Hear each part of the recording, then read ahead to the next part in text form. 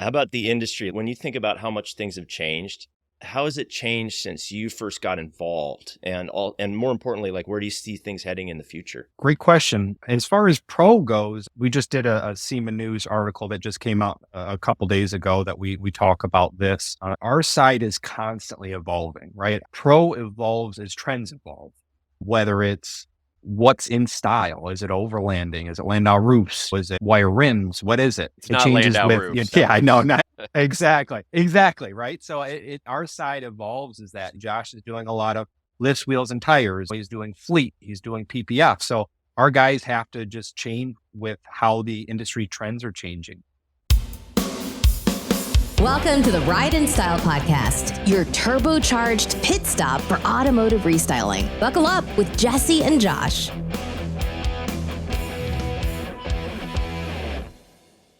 Welcome to another episode of the Ride and Style Podcast. Today, we're joined by Colby McLaughlin. He's president, managing partner at Trim Illusion and Landesky Holdings, a SEMA board member and chair of SEMA Pro. Colby's expertise spans from OEM prototype builds to leading the aftermarket space with innovative chrome delete solutions.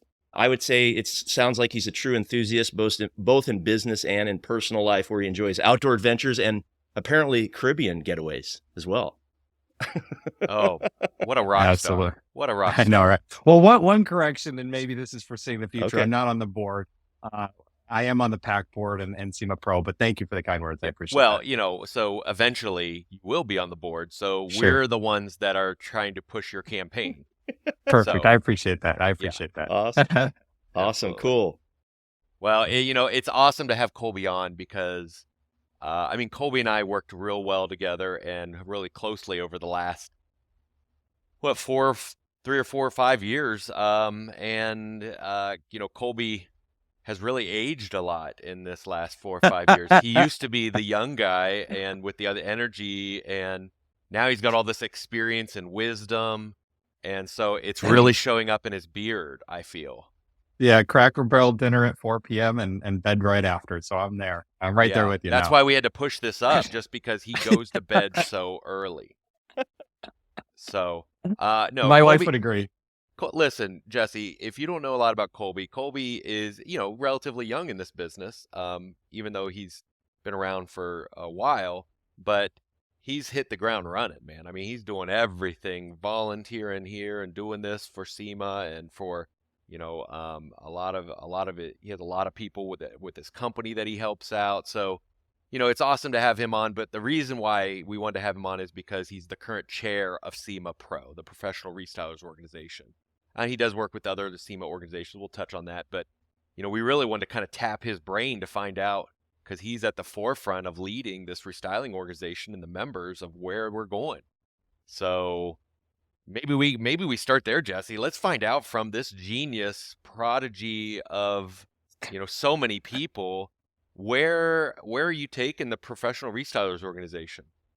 Yeah, great question. So, first, I always thank my mentors and the people who paved the way before me. I wouldn't be here if it wasn't for those people. Josh, you and Dino included, and everybody in the group on our select committee. We're lucky to have so many very enthusiastic, smart people from different parts of the segment of pro that really run this thing. And I'm humbled and fortunate to take that chair role and to be able to serve with those people. But, really where we're going, and this term has been interesting. Dino's term hit right during COVID.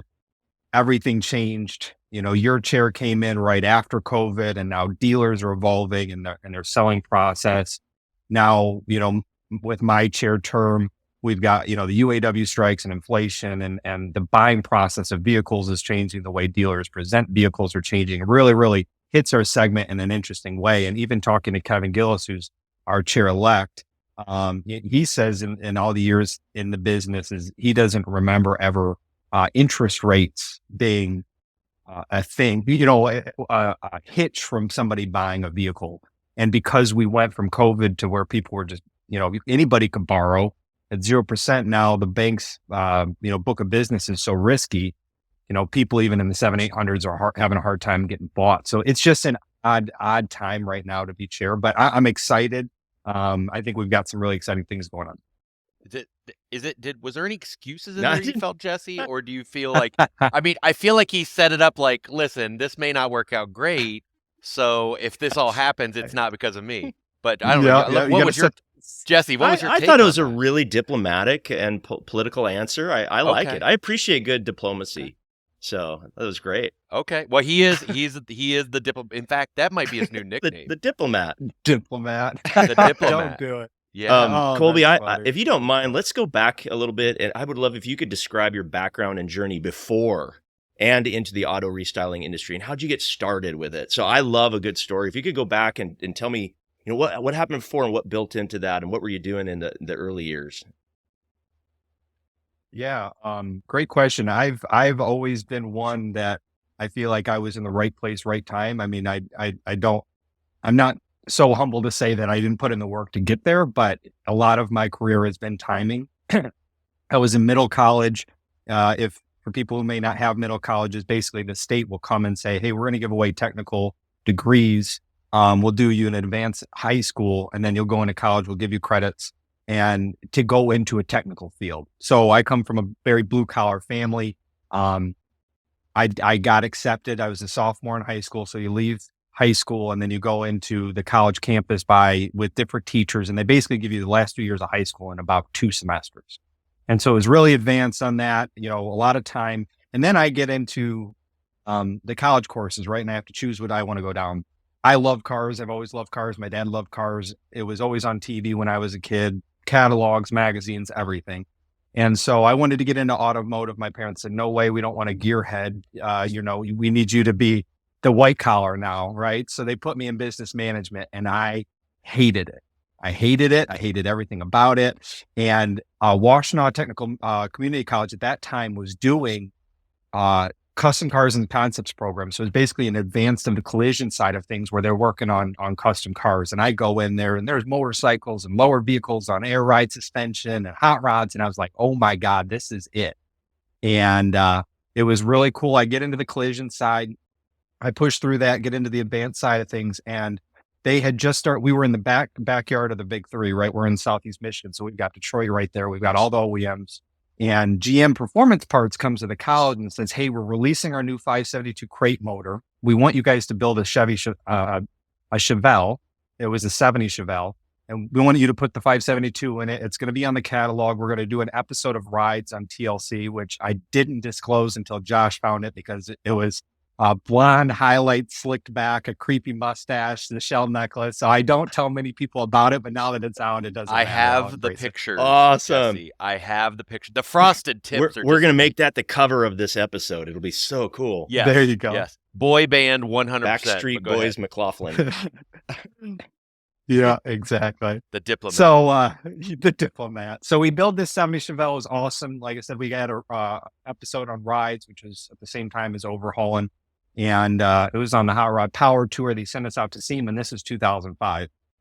And fast forward, we're at the show. I meet a couple gentlemen and find out that they own a OE concept company in Plymouth, Michigan, not far down the road from me. So they offer me a position over there. So we were basically a glorified body man, at that point in time. So we did a lot of cool stuff. We did all of the OEM. I wouldn't say all of them.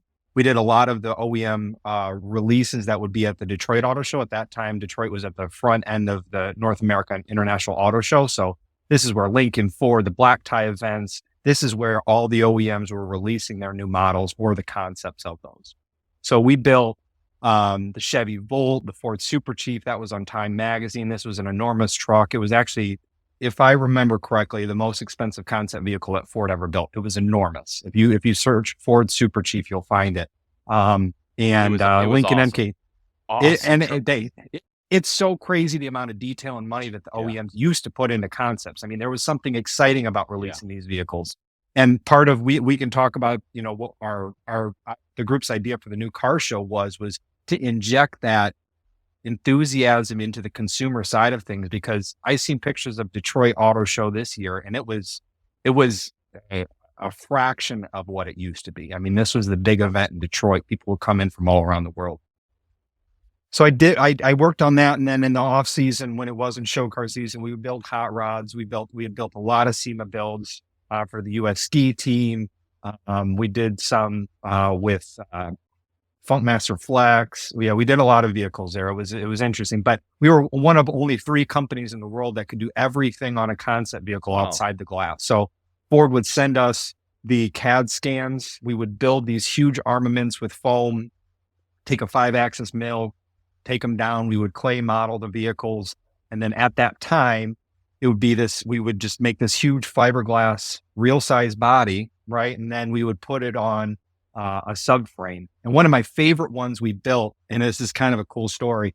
So there was a company came to us called Carbon Motors. And what they wanted to make is their idea was, hey, every municipality or county or state, they go buy a Ford Explorer, they go buy a Crown Victoria, and then they completely strip it to make it a cop car.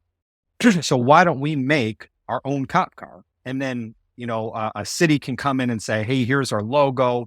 And then they can a la carte add things like sniffers for biological weapons or whatever. I mean, it was suicide doors, all this. So we spent a lot of time in clay modeling on this. Sometimes what looks good on the 3D, then you get it in real size and you're like, oh, this looks horrible. So we kept changing the rear end of this thing. And then we got to it. And they said, all right, this vehicle from our factory is going to have a V10 diesel, but there's no V10 diesels in the States on a car. So we had to bring in a 7 Series from Germany. Still had the Maruni stickers on it. I mean, this was like an $80,000 7 Series at that time. First thing we started doing is we grabbed the sawzalls and we start cutting this thing up, right? Because we only need the subframe and the drivetrain. So we do that.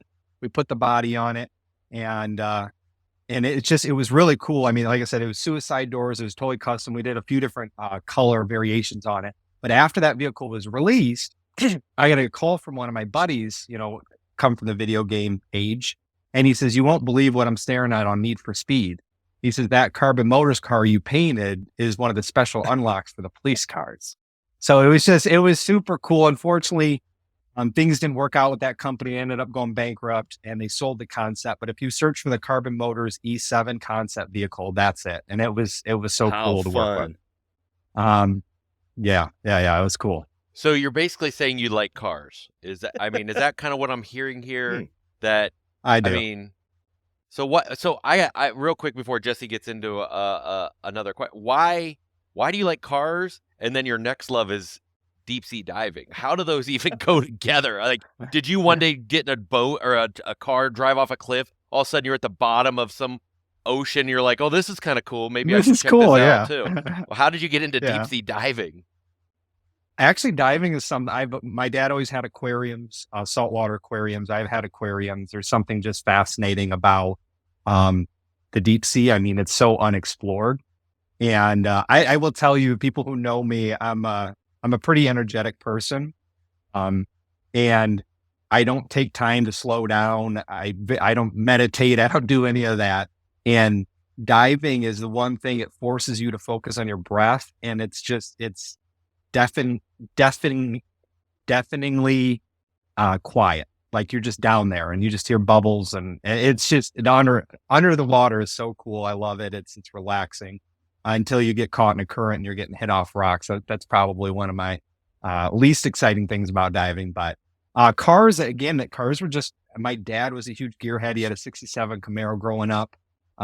He had a lot of cars, but when I was young, he had a 67 Camaro. And actually it was stolen when I was a kid. A 67 Camaro was stolen and goes through some hands. And these 2 attorneys in Detroit, it was on the local news, but these 2 attorneys in Detroit buy it and they go to NPD to buy a piece of windowsill trim for it. And if you know about first gen Camaros with the smoker vent window on the 67s, and they had, the people who had stole it had retitled it as a 69. And so they go in NPD and like, this is a 67. And those lawyers went through everything and ended up getting back to my dad. But cars were always growing up. I mean, it was Mecum Auto Auction. There was, catalogs all over. I mean, that's just what it was. And then in terms of the business, your actual business now, how did you start that? How did you get into that? Yeah, great question. So, leaving the OEM, I got called by my uncle. He worked for a company called Chrome Enhancements. and he was in the west side of Michigan. He says, "Hey, you really need to look at this." And I laughed at him. I said, "I'm working on like $25 million concepts. You want me to go sell hubcaps? Like, come on now. Seriously." And he says, "Just give it a try. You could be really successful at it, especially in the Southeast Michigan." So my bosses knew, they said, "Listen, Colby, if it doesn't work out, you got your position back here. So don't worry about it." So I said, "All right, no risk." I looked at the guys around me. We worked, 120-hour weeks, at doing prototyping. It was a hard life. I looked at the people around me. They lived hard lives.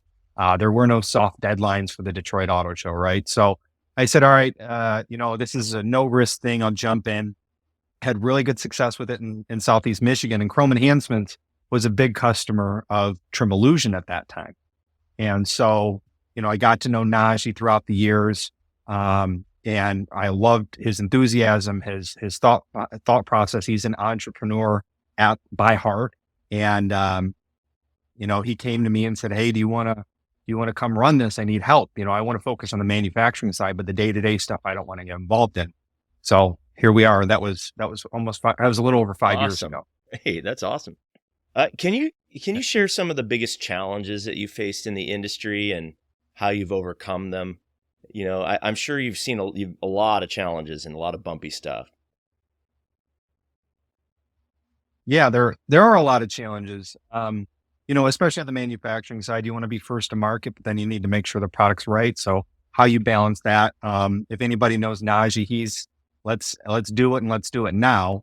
And so, we work well together and kind of meshing that together. Obviously the dealer world, as Josh knows, a large part of our business too is we have routes that sell product to dealerships. So we have a lot of remote salespeople as a challenge. And, COVID has helped overcome some of those remote things. I'm sorry, the technology has helped overcome some of those things for remote employees. But, our business sways with the dealers. If a dealer, we feel it about 3 weeks after dealers feel it. That's when it kind of trickles to us. So, these past 3-4 years where new inventory was nothing. And then, there were no new cars, and then used inventory, they were getting, 50% over book on. And so dealers are grossing as much as they can. And then that dries up, and then the book's changing. So it's, we've evolved. Our direct to consumer side of things has grown a lot in the past few years. And we knew that was a vertical that we needed to explore. But it's just ever evolving, you wake up every morning and you're wondering what curveball you're going to get thrown today. But thankfully, we have a phenomenal team. They pivot well. They did pivot well. And yeah, we just keep growing. So Jesse, have you seen the latest from Trim Illusion? This is great. Colby, explain how you decided to do a commercial, and then what happened when you got there. That's what I want to. So, it's one thing to sell to some guy like me, but it's another thing to make a commercial. So tell us about the commercial you guys recently did. Yeah, so we shot a couple commercials. We're working on brand building. We want to be the Q-tip or the Kleenex to trim products. Where we're the house name to that. And so we shot a couple commercials, had a couple different iterations of what we were going to do, but one of them was a husband washing his car, and his wife comes out and says, "Dinner's almost ready." And then he says, "All right, I'll be in a minute, honey." And then he gets the idea, I'm going to change this thing up. I'm going to snap on a bunch of TI stuff. And she comes out and she's like, "I thought you were washing the car, not buying a new one." So the morning we were going to, so I fly to Phoenix just to oversee it, make sure everything goes smoothly. And I show up Monday morning, and then people know I like my loud Johnson and Murphy button ups. I like button ups, and I almost wore one, and I didn't. I was like, I'll just wear a plain gray t-shirt. And I show up, and my friend Jim Weaver, who's the director of agency over at Revolution Parts, he slaps me on the shoulder. He says, "The husband did show up. You're the husband." I'm like, "Oh, great. Well, I'm glad I didn't wear my button up, or that would have looked really odd washing a vehicle." And then the second commercial we shot was two guys trying to get, hit on a couple girls, and the girls aren't interested. They walk past their vehicle and the guys, and then they go eat, and then they come out and they had just changed the vehicle with our products, and they're like, "Oh, I love your vehicle." So they were great. So that reminds him of high school, right? That's, Yeah. if you would have only had your own trim products back in high school, you would have gotten so many more dates, you know. Yeah. So, uh, Well, the cool thing is too, so we were running those ads on like geo targeting around SEMA, and I couldn't believe how many people came up to us who had seen the commercials just scrolling on Instagram and Facebook while at the show. And one guy comes up to me and says, "Hey, I heard your product picks up chicks." So it's like, all right, perfect. So we're getting the point across that we're trying to do. So yeah, the commercials were fun. I will tell you, Hollywood can keep it. I'm told I love the aftermarket. I have no interest in going into Hollywood. 5 hours of snapping our products on and off was enough for me. I'm good. But they did a phenomenal job editing. That's I love awesome. our commercials. That's great. It sounds like you've had a lot of success, actually, like one after the other. Things have been pretty progressive, but was there any failures in there over the years? Anything that you tried that didn't work, and that in hindsight, when you look back on it, it led to learning and growth? And Oh my goodness. How long is this That's it. podcast? We We're can going to always do talk part about 2. failures, man. Yeah. And listen, it happens, and that's part of being in business, right? Is you're going to try things, especially when you have an entrepreneur spirit, you're going to try things and some things don't work, but you have to learn from those. One of the biggest things is, I would say one of our most expensive mistakes was during COVID, our warehouse in Maryland, because they were telling people they couldn't go to work. We had to figure out something. We didn't want our people on unemployment if we could stand it. We wanted our people to stay gainfully employed. So we started a business that was doing PPE, not just distributing it, but also manufacturing. So we had these mesh bags that would have wipes and a mask, everything that we manufactured. And, it was, that was a challenge. Realize that we were in a pond and we were the smallest fish when you start talking about some of these very large companies. It was fun. It kept our people employed and busy, and that was why we were doing it. But that was a big learning mistake to stay in your lane, understand your capabilities. And yeah, that was probably the biggest one, but constantly, we learn, we have challenges. How about the supply chain issues and the low dealership inventory, the economy? How have you navigated all that, and how's it impacted the business? And you mentioned it earlier a little bit. Yeah. So supply chain, obviously we manufacture overseas with injection molding. Supply chain with COVID was difficult. Containers go from $4,000 to $28,000, right? And you can't necessarily just pass that cost on to your customer. So you had to deal with degraded margins, and we overcame that. We made some pivots. We opened up our own routes. We opened up our direct to consumer channel, which helped kind of alleviate some of that margin degradation. But we overcame that. And it was at that point in time, everybody was dealing with it. It was hard to even get a spot on a ship. So we're trying to bring out new products, bring out new inventory. Couldn't. Trying to resupply the stuff that we were selling like crazy online, had to figure out ways to overcome that. So it seems like COVID was a blur, but there's certain parts about it that you really remember and learn from. How about the industry? Like when you think about how much things have changed, how has it changed since you first got involved, and more importantly, like where do you see things heading in the future? Yeah, great question. As far as pro goes, pro, we just did a SEMA News article that just came out a couple days ago that we talk about this as far as pro goes. Our side is constantly evolving, right? Our pro evolves as trends evolve. Whether it's, what's in style. Is it overlanding? Is it landau roofs? Is it wire rims? What is it? It changes. It's not landau roofs. It's not landau. Yeah, I know. Not anymore. Okay. Nobody even knows what that is anymore.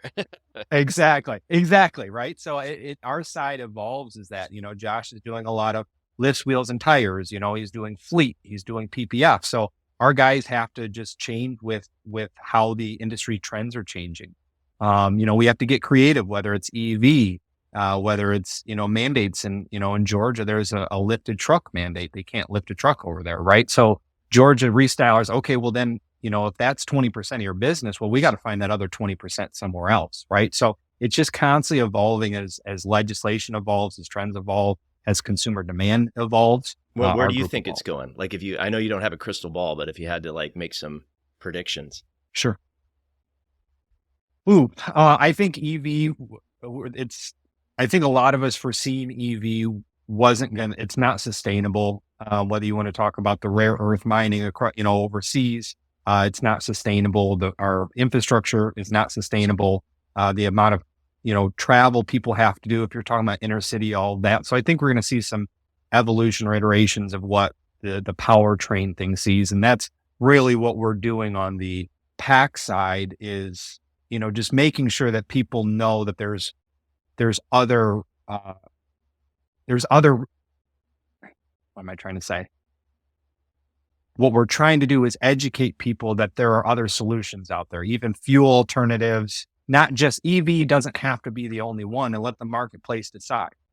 The previous CEO of Toyota, he came out and said, when everybody was making this huge EV push, all the OEMs, because the shareholders are like, we have to double down on this. Toyota said, we're going to continue making the products that we make with a wide variety of vehicles and let the marketplace decide what they want. And that's really what we stand behind. We had Ian on last week and we talked to him and he made a great point. Maybe you can speak to this. Allow innovation to lead the charge. How do you think SEMA is doing it? Because I know you're very involved on that when it comes to government legislation and things such as that. How can SEMA or people in general that might be listening, how can they have a voice and help to make sure that there isn't government overreach? Innovation instead of legislation, right? That was kind of the point. Yeah, that's what he said. I love it. I only, as soon as Ian starts talking, I just perk up. He's almost as good looking as Colby, but it's one of those things that they both are very in tune to what is going on within SEMA, but also what's needed. So speak to what can people do? Yeah, great question, and love to hear that you guys had Ian on. Phenomenal guy, and probably the best person of the year that I can remember. So, man, ouch! Just kidding. Hey, listen, out of the three of you guys, I'm the only one, so that's not on there. So, yes, innovation over legislation. Again, I think that goes back to the root of our Constitution, and what we do is that allow the people to make the decisions and govern themselves. And a lot of what the PAC's doing, or just not the PAC, but even just the SEMA DC team, both from federal, state, local, grassroots, is just educating people, right? So many people are on our side, but don't know the laws that are being passed. I mean, we've got with our phones, with TV, with social media, with family life, it's very hard to even be involved in a lot of these things, but they do stand behind us. I mean, when we did, SEMA did an economic poll, we have a $336 billion economic output, the aftermarket. So we're bigger than the beverage industry. We're bigger than the aviation industry. So we're a large industry. And I think that is very understated, the impact that the aftermarket has. And when legislation's written, whether it's not passing a right to repair or a right to modify, how many families does that impact? If you take away the ability for people to run those businesses. Education, like there was a poll in Virginia so there's states, so you have California has what's called ACC2, which is, their ramped way of getting people to EVs, where only EVs can be sold in the state of California. And there are states that are attached to that, many of which the voters in those states don't even know. So Virginia is one of them. They polled Virginians. It was over 60% of Virginians didn't know that they were attached to ACC2 under California, and they would have to follow the same timeline that California was pushing to get towards EV only. And, there was a great speech by one of the governors, his name escapes me, but he said Virginia law should be written by Virginians. And that's the biggest thing is just educating people what these things mean.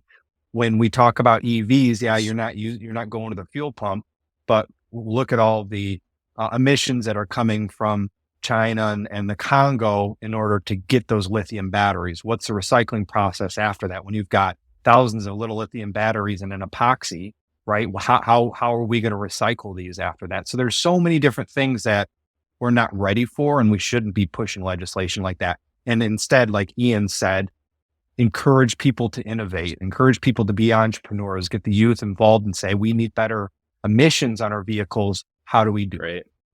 Right. How do you stay up to date on all the latest trends and technologies in this industry? And I mean, are there specific? Josh's social media. And no, my podcast. Yeah, your podcast. There you go. Exactly. So yeah, that's my social media, which is weak. I mean, he's the social media monster, man. This guy, I don't know how he does it. I'm like, he's commenting on everything I possibly see. I said, doesn't he have a job? I thought he had a job. I thought this guy had a job. And I know Trim Illusion, maybe they pay him per post. I don't know, or per response. But this guy is all over social media. But how do you stay up to date with everything that's coming from every resources, angle? publications, the events. I mean, are you at everything? Are you reading everything? Like how do you do that?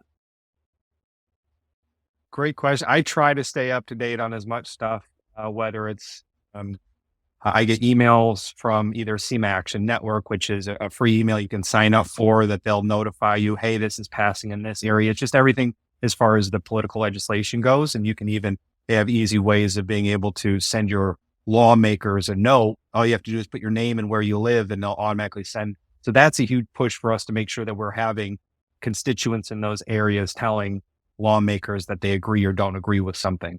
The SEMA Pro's social media, it keeps me updated. Facebook, Instagram. I mean, they're posting stuff from manufacturers, from different restylers, different builds. So helps us from our creative phase of when we manufacture products. Is there a new product segment that we want to go down, like windowsill trim? And we'll kind of get ideas from that.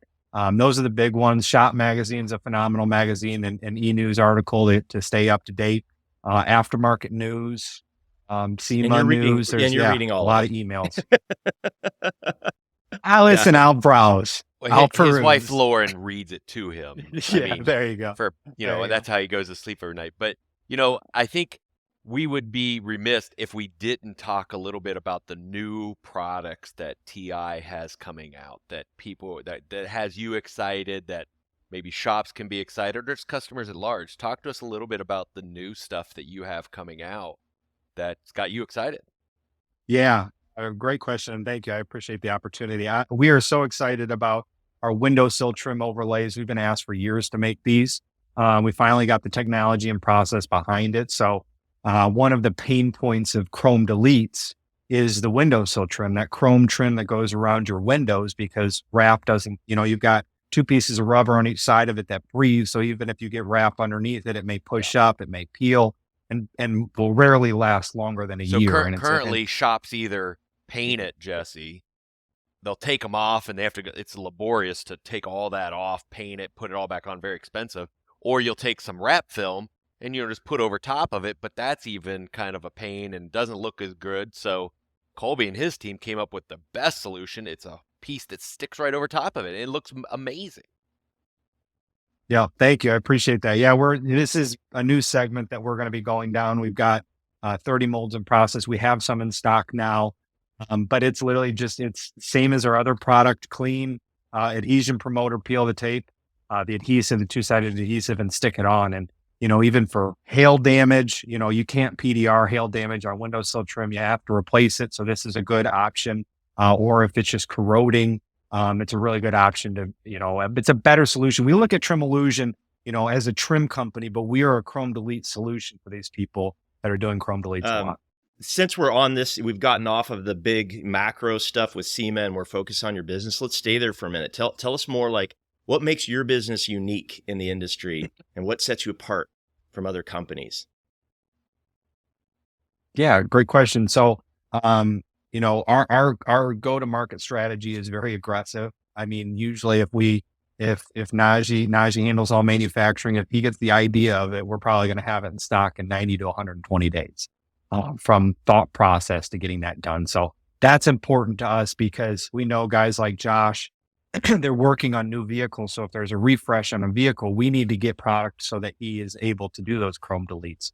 I think what's very unique about us is we have a long life cycle, because both from new vehicles to also dressing up pre-owned lots on dealership lots to also being able to sell online for people who may not be able to afford that new vehicle, but they want to re-up their vehicle. So we're able to have a long life cycle to our products.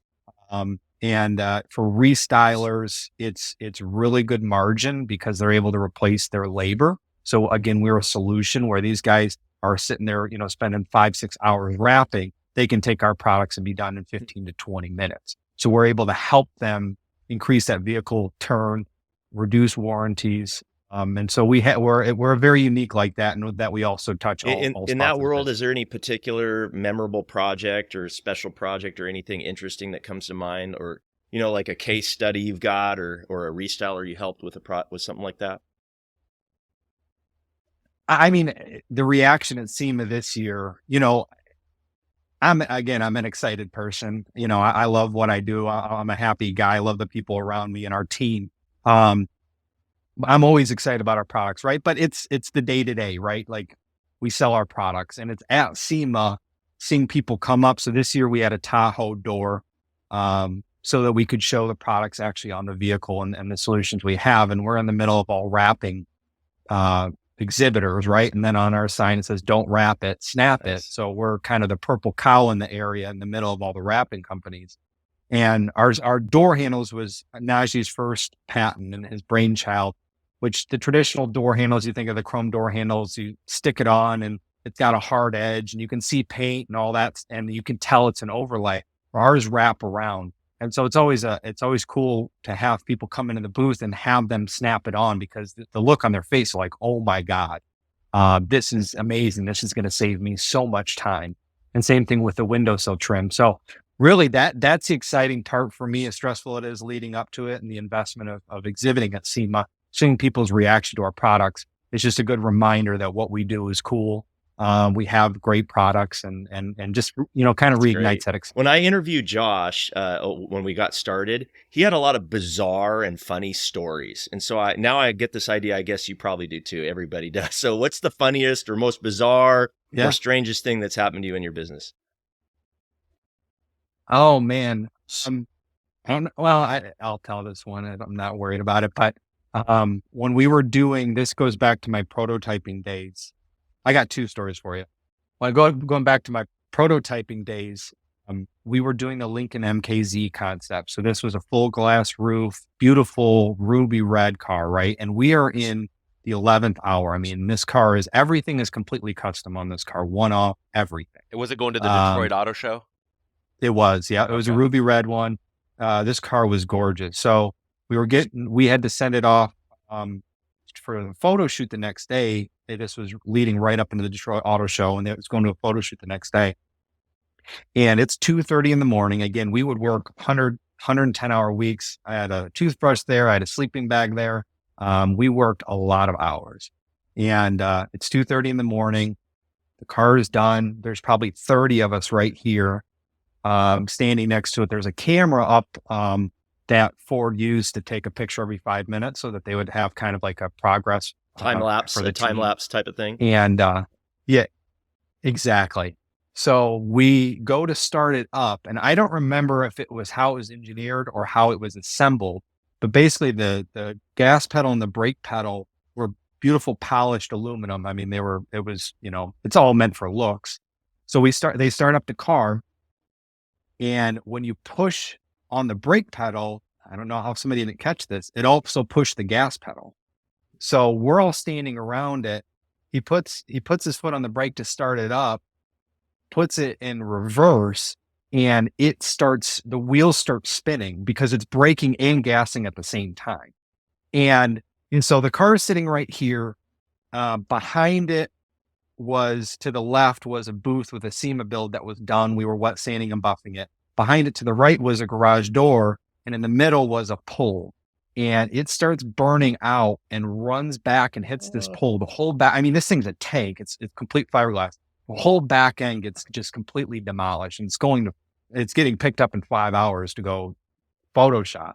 And so they just didn't photograph the rear end. And then when it came back, it was a mad mess to try to get this thing fixed and blended and make sure everything was right. But if it went 2 feet to the left, it would have taken out a SEMA build. If it would have went 2 feet to the right, it would have kept going through that garage door, and who knows what it would have hit. Do you feel your frosted tips at that point probably helped project it in the right direction. I guess, I really feel like being a boy band that you are, you were able to diplomatically make sure it didn't hit anything.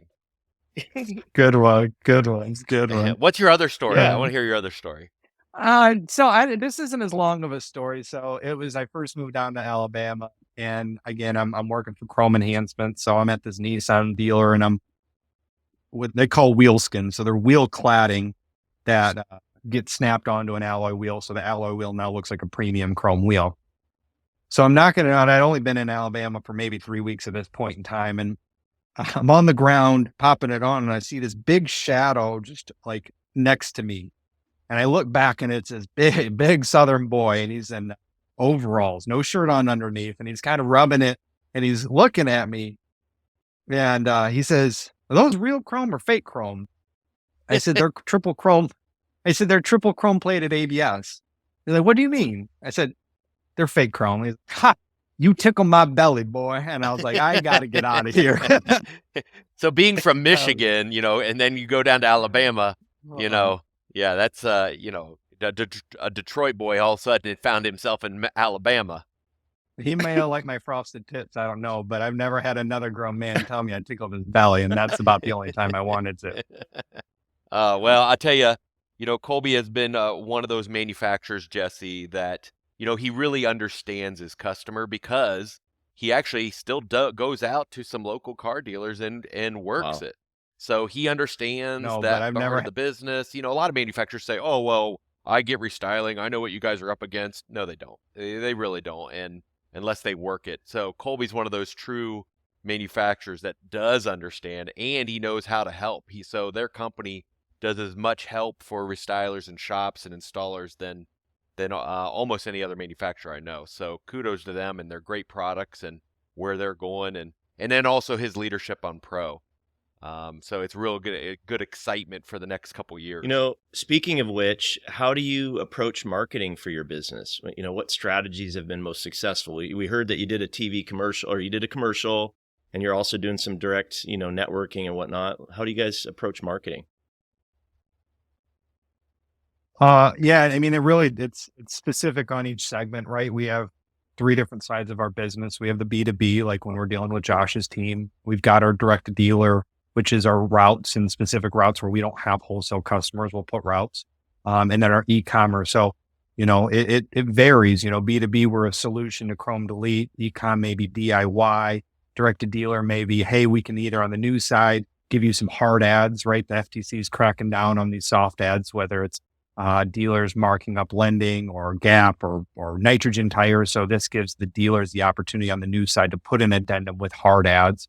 Used side, maybe, hey, we can help you sell that vehicle, or there's 500 Equinoxes in your area. Let's set some of them apart, or if there's damage. So really, we've got Dennis Lerdahl on our team. He just joined recently. He's been phenomenal. Him and I have been working a lot lately as I'm kind of handing off that CMO role to him.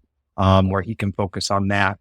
So it just depends on which segment. But brand building's been a big one. I'd say when I came on with Trim Illusion, we were kind of called the private label manufacturer. It was a product in a box. We'll put your label on it. That's fine.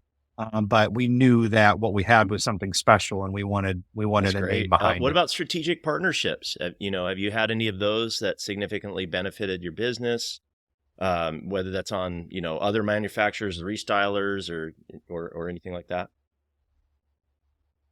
Yeah, we've gone down some different paths. I wouldn't say any of them were tremendously successful. I would say our best strategic partners are just networking. Within SEMA, when I started with Pro, when I first met Josh and got on with Pro, I would say it wasn't completely selfless, right? I was like, oh, perfect. I can go have a beer with Josh. He wouldn't pick up my phone calls before that. And so it just allowed networking and all of that leading up into that. And then after that, I just realized how amazing our industry is. Just not cars aside, just the people there. We're a passion driven industry. You meet a lot of really cool people, and really it's during that networking and, having real conversations with people, things evolve where there's strategic partners that could show up. And so I think networking, I've learned a lot from these people. that have helped our business grow just from being in the same industry and facing the same challenges. This guy, I'll tell you what, Jesse, he works it. He works it hard. I'll tell you, the first time I met him was at a SEMA show. I was like, okay, great. Nice to meet you. All right, who's this new guy? Whatever. And then I was like, yeah, you guys should come to our pro meeting and this, that. So he comes to the pro meeting. He sits right next to me. Like there's like 6,000 chairs in the whole place. And he sits like right next to me. And I'm like, oh man, this guy, he's not going to leave me alone unless I buy something. So I made him buy me a beer and then I bought some stuff. So, and then the relationship Yeah. worked. So he knows how to work it. But if you're at an event and Colby sits right next to you, just know you will end up buying something. Very And he was persistent. I only like appreciate at the that. time, how old were you? Like 33, 34? Yeah, 32, something like that. 32, and he had a full suit on. Yes. And I'm like, oh my gosh, this guy is a baller. So, and I barely had a t-shirt. I may not even had a shirt on. It was a 7:30 morning meeting at SEMA. I mean, the night before, who knows what would happen. And this guy comes up in a full suit, ready to go. And I was like, oh, he's serious. So, Yeah. I'm glad the best thing I think we ever did on Pro was turn that into a lunch meeting, breakfast meetings. That was always a rough meeting in the morning. every SEMA, you can join us for lunch, not 7:30 in the morning for breakfast. Go talk a little bit about handling like challenges and interactions with customers. Like, how do you guys handle customer relations, especially disagreements or complaints? There seems to be like that. There's a challenge in this line of work, right? There can be challenging customers. Oh yeah. Yeah, we always do the right thing. Our team does. If there's something on our end, whether it's a warranty product, we're going to stand by it. And that really comes from being on the other side, right? You want to be treated. You just think about when you have a buying experience, whether it's with an e-commerce company, a retail store. If you touch that company once and you have a bad experience, you're never going back from that. So we will always do the right thing. At least we try to. We may have disagreements on what right is, but we stand behind our product and we just try to make sure that, we're moving forward in the way that we would want to be treated. But yes, there's challenges, especially in the direct to consumer world. Expectations are different, from people. B2B has its challenges because you've got big customers and you have relations there and you want to make sure you're moving forward in the right area and not having conflicts. But yeah, just doing the right thing is the number one thing that we preach. What are some common misperceptions people have about auto restyling in general and the industry? That I think the biggest misconception is not knowing everything that can be done, right? I mean, even when it comes to putting leather in a car, so many people don't even know about that, right?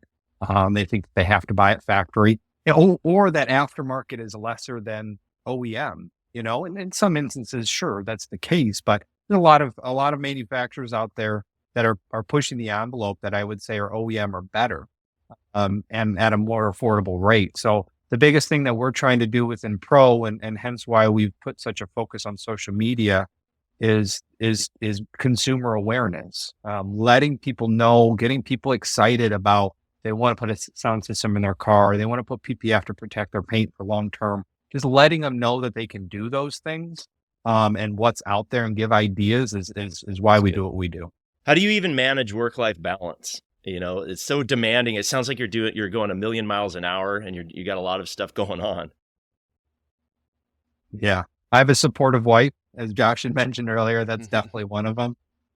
It's a challenge, and I will say one of my favorite things to do throughout the day is, like, again, I don't slow down. I back up to a nature preserve. I got an Australian Shepherd puppy and a golden chow mix, and 3 times a day, morning, lunch, and then after dinner, we'll go take some laps out in the woods.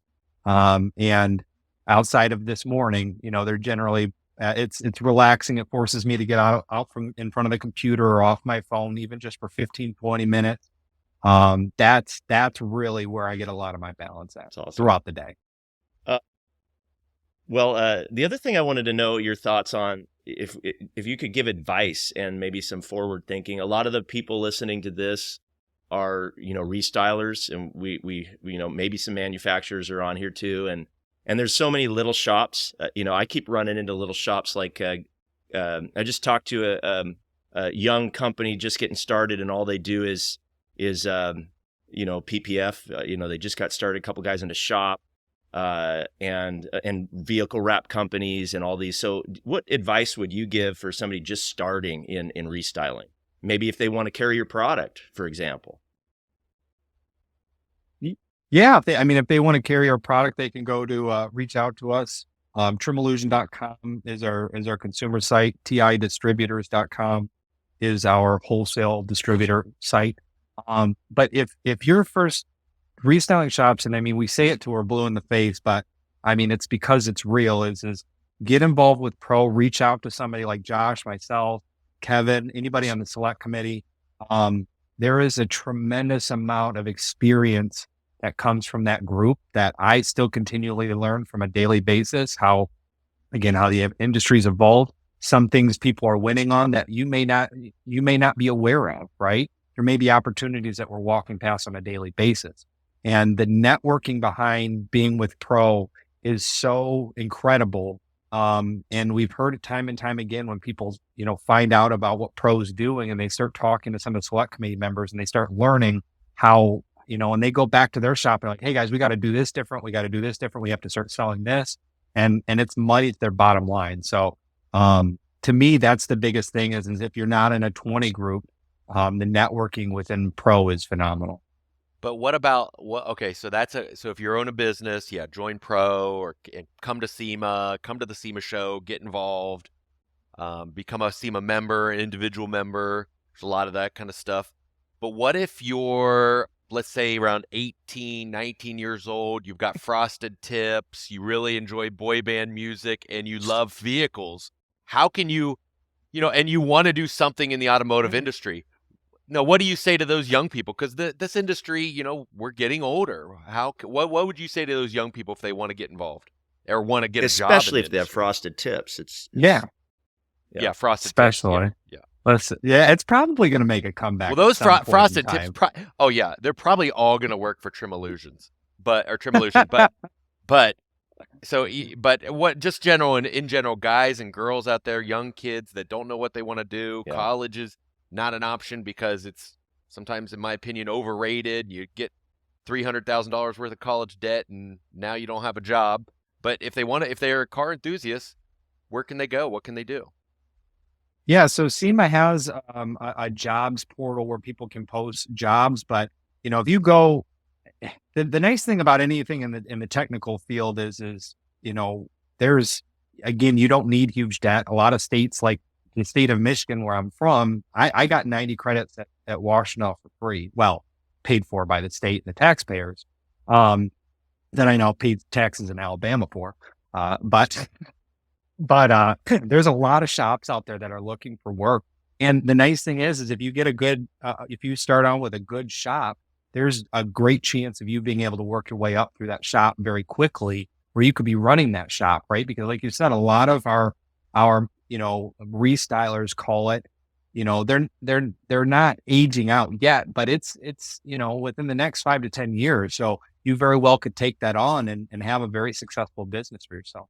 Well, and Colby's an example of that because you were installing wheel skins on a dealership's lot, and now look at you, you're president of Trim Illusion and conquering the whole world. So, and the only downside to Colby, Jesse, is what he mentioned, being from Michigan, because he's a big Wolverine fan, which means he automatically steals things like signs and stuff. But he also, he lives in Alabama, roots for the Wolverines and the Lions. So he hasn't had a lot of success in life, except in his business. So personal failure, in football and things like that, there's been a lot of failures. So for him to overcome that and be as successful he has, he way outkicked his coverage with Lauren, and then he has this business that he's doing so well in. So he's an example for many. The Lions helped me out because for the longest time I didn't even watch football on Sundays because of that, and I could work, so that it was an extra day. Oh, awesome. What would be one thing if you could change one thing about the restyling industry? What would it be? Ooh, Don't say me. no, you're one of the best parts about it. Mhm. I don't know. That's a good question. You know what? You know, Can I Yes, you answer may. that, Jesse? yeah, please. And see if Colby Yep. agrees. I think we have to do a better job of the professionalism of the industry. Because there's sometimes a couple, let's say you're a younger or smaller shop or things like that. We have to make sure that what we're doing on vehicles, our installations, and how we're treating dealers and everything like that really is a small glimpse of what is happening nationally. So if we're not taking the time to treat our customers the right way, or we're not good in the quality of our installations or the products we use, that can negatively impact people from around the country. What would you say, Colby? Any Yeah, truth I to agree that? with that. Yeah, I agree with that because if you get somebody, sometimes you get these fly-by-night companies, right, that don't take the time to really take quality. They do something for a dealer. We've ran into this. You have somebody even on the trim side who doesn't pay attention or they're just not doing it quality. Then we go back and the guy's like, "Yeah, I'm never doing that." He said, "The last time I did that, I had grills falling off." And I'm like, "I promise you it won't." He says, "Not worth the risk for me." Yeah. Right. So you kind of have these people set up. I'd agree with Josh on that. But also what I feel like is a benefit to that is like our guys wear polos to the dealerships, right? And most hubcap guys are in hoodies, cut off shorts, Nikes, all stained up, and our guys present themselves well. And I think that because the professionalism is so low over here, it sets the bar where the guys can go in and really impress the managers, being well spoken, being respectful, wearing, dressing nice. So Are you saying I'd agree with Josh. Are you saying Jimmy wears a polo now? Jimmy wears a polo sometimes. Wow. Yeah. Okay. He's probably the one. Well, the nice thing about Jimmy is he's, as you know, the best salesman I've ever met in my life. Ever. So the guy he could be wearing a wife beater to the dealers and still Yeah, outsell it's everybody true. else. It's So, true. Okay. yeah. But some of us have to make up for it. Yeah, some of us have to wear polos just to be able to get in the door. Jimmy's already sold them by the time he's in there. But no, I think, and that's another benefit of pro, right? Is though we become like a watchdog for the professionalism. We become like if you are a professional company, you wanna join with us because we're like-minded. Some of these shops out there that don't really care that they're messing up the industry, they're not held accountable by anybody. But we at SEMA Pro try to have at least a code of ethics and some kind of substantial recognition that everything's the same across the industry of some professionalism. So, and that's why he's hard at work leading the organization right now. How long do you have left? Well, Year and a I half? just took over in July. Yeah, year and a half. Oh, a little Year. over that. Yeah, I think July. Yeah. Great. July 2025. Ooh, that seems like so far away. does Did seem it far feel away. like a long term for you? No, your it 2-year felt term? it felt really quick. But now I'm like, man, I have to stay here till 2025 too. I guess so. So That's all right. You've put in your work. I'm just a consultant for these guys now. I'm just they just prop me up almost like Bernie, Weekend at Bernie's, and they just say whatever and I'll do it. I'm fine with that. That's mostly because of the Catskin and Lumar parties that we have to do that. So Yeah, exactly. Hey, Colby, just a couple more, and then we'll wrap up. What's the next big project or goal that you're excited about for your business? Oh, yeah, we're just getting better, honestly. I mean, we've got our product categories out that clearly I'm excited about, getting those to market, and a successful launch on those. That's a big one. But our guys every day, I mean, we're not perfect, but we get better every single day. And even looking back from 5 years ago when I came on, and I'm not saying this was because of me, but just our group in its entirety and the people that lead us, we keep looking at things and saying, all right, that wasn't as good as it should have been. Let's make an adjustment. And so we're constantly evolving. And I think that's what has helped us grow, is always being on the needle. So I'm excited. Just like, I always feel like tomorrow is always going to be a better day. Right. And next year is always going to be a better year. that's how I look. I'm a very That's optimistic awesome. person in that way. If you could go back, like when you first started and you're early on, and knowing what you now know, what's one thing you'd do differently? Great question. I would have read more books. Reading has got me. My first book that not that I've ever read, but my first business book. I didn't start reading till yeah. It was I a in my pop-up. 20s. Yeah, exactly. My first management book. I hated reading growing up. My grandma loved reading. She, maybe it was the time, but novels. She tried to get me to read Tale of Two Cities, and I had zero interest in it. And but Rod Bennett sent me a book. It hasn't aged well now, but it was Rudy Giuliani's book, Leadership. And it was talking about 9/11 and how he really looked at 9/11 and changed things and stuff. And in the front of it, he wrote, in order to be a good manager, you have to be a good leader first. And for me, in 25, 26 years old, those simple words meant everything to me. I mean, I was taken back that my mentor at that time, somebody I looked up in high regard, would spend that time to send me a book. And one of the things I think of, and it's hard to keep up on reading now when you're involved in a lot of stuff and taking the time for personal development. But, these kids, like Josh said, will spend hundreds of thousands of dollars to go to college, right? And then there was a study a long time ago, like 10 years ago, that it was like 57% of college students won't pick up a book after they leave college, right? So they just stop learning at that point in time. And when you can buy, I used to buy, all my books were off of eBay used, right? $4 or $5. They costed nothing to get an expert in that field to teach me exactly what their expertise was. And I think going back sooner, I would have started Awesome. reading sooner. It's funny. My last question was going to be the bonus tip of the episode here. And I was going to say, what's one tip that you would give folks starting in the industry? Maybe one tool or one book or a resource that made a difference. And then here you mentioned a book. Would that be the one? Or is there a specific book that you would say, this one is the big pick? Yeah, great question. Books, 100%. I mean, I think between books and networking are again, I'm an extrovert. I get energized from other people.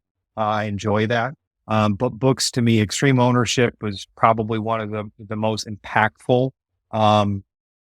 Talking about everything in your house, whether it's the janitor, the toilets aren't clean or the trash isn't taken out, everything, if it is under you, it all rolls up and it is your fault. And I think that extreme ownership, taking the ownership of everything that happens in the building. That was the U.S. Navy important. SEAL that wrote that, right? Jocko Willink or something. And Leaf. Awesome. Yep. He also has another book called The Dichotomy of Leadership that was really good. And it just talks about that line that you have to walk as a leader, where you're empathetic, but you hold people accountable, and knowing that there's two sides that you could always go to an extreme on, but knowing that as a leader, you have to be excitable, but not, overly over the top. And so that was a big one for me. There's so many of them. I can send a book list. I have books everywhere in my house, but that was definitely one of the ones that I enjoyed the most. So that, kids, is your frosted tip of the week. To read more books. So frosted tip of the week. That is good. That will guarantee you a diplomatic position. Stay frosty. Stay frosty. Yeah. Stay frosty, everybody. So Colby, that wraps it up. But how could people get a hold of you if they're interested in finding out more about you and your company, and what's a good way to reach out? Yeah, I'm on LinkedIn. That's where I share a lot of the professional things, political things on LinkedIn. You can find us at Trim Illusion, Facebook, Instagram, YouTube, install videos, all of that to stay up to date on new product releases. But yeah, come check us out. My phone's always on. And you can shoot me an email at c.mclaughlin, MCLAUGHLIN at trimillusion.com. I'm happy to do introductions. I love introducing people and just helping us, continue growing. Thank you so much for being here today. Well, thank you. Thank you. Great. Appreciate everything you guys are doing and having me on and just bringing more awareness to the industry. I appreciate Fantastic. that. Thanks. All right, Diplomat. We'll see you soon, bro. See you I'll guys. give it to you, Jesse. Appreciate it. And there you have it, another high-octane episode of the Ride and Style podcast. Revved up and ready to go. Your hosts, Jesse Stoddard and Josh Polson, shifted your automotive game into overdrive. If you're hungry for more insights, trends, and game-changing interviews from the automotive restyling universe, don't forget to hit subscribe and leave a glowing review. We'd also love for you to share this podcast with your gearheads, installers, and auto lovers network. Because remember, knowledge is power, but shared knowledge turbocharges the whole industry. For more expert resources to supercharge your business, cruise on over to autostylemarketing.com, your one-stop shop for everything automotive marketing. Until next time, keep those wheels spinning and your passion ignited. Thank you for riding in style with us. See you on the next lap.